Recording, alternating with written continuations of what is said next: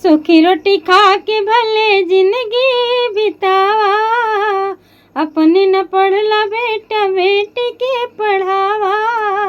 सूखी रोटी खा के भले जिंदगी बितावा, अपने न पढ़ला बेटा बेटी के पढ़ावा। पढ़ लिख सीख वही जग में महान बा, पढ़ा लिखा बबुआ कलमिए में जानवा। पढ़ा लिखा बबुआ कलमिए में जानवा। सूखी रोटी खा के भले जिंदगी बितावा, अपने न पढ़ला बेटा बेटी के पढ़ावा। पढ़ लिख सीख वही जग में महान बा, पढ़ा लिखा बबुआ कलमिए में जानवा। पढ़ा लिखा बबुआ कलमिए में जानवा। इहे पढ़ैया भीम साहब जी कैले, इहे पढ़ैया भीम साहब जी कैले। घर घर ज्ञान के दीप जलवैले, घर घर ज्ञान के दीप जलवैले।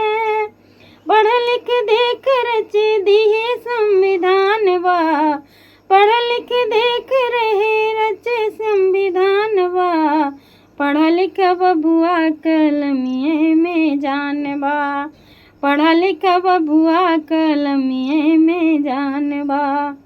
कहे कसी राम ज्योति बाराव फूले, कहे कसी राम ज्योति बाराव फूले। लइकन के पढ़े बदे भेजाए से कूले, लइकन के पढ़े बदे भेजाए से कूले। पढ़ा लिखा लोगन के अलगे पहचान बा, पढ़ा लिखा लोगन के अलगे पहचान बा। पढ़ा लिखा बबुआ कलमिए में जानवा।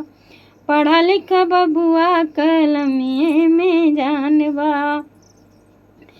कही के पढ़ैया तू बदल द समाज हो, कही के पढ़ैया तू बदल द समाज हो।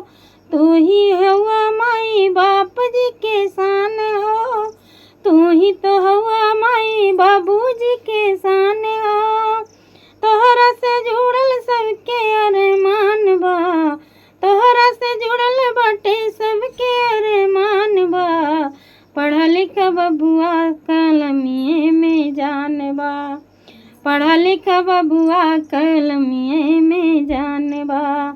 पढ़ले बा जिंदगी में खइबा ना धोखा, पढ़ले बा जिंदगी में खइबा ना धोखा। बार बार बाबू ऐसन आई ना मौका, बार बार बाबू ऐसन आई ना मौका। पढ़ल से मुश्किल भइल सब काम बा, पढ़ल से मुश्किल भइल काम आसान बा। पढ़ा लिखा बबुआ कलमिए में जानवा।